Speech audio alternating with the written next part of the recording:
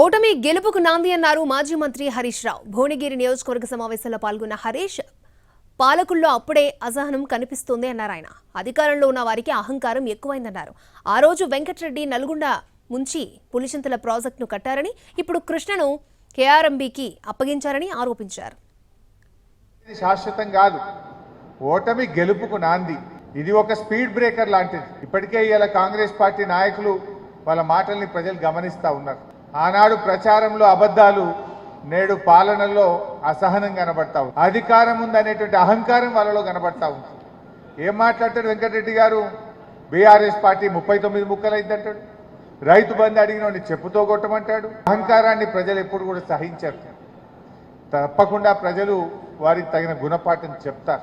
అన్నీ కూడా కేఆర్ఎంబీకి అప్పచెప్తే ఏమవుతుంది? రేపు నల్లగొండ జిల్లాకు త్రాగునీరు రాదు. కానీ మీరు పైకేమో మేము అప్పచెప్పమన్నారు, లోపలనేమో సంతకాలు పెట్టి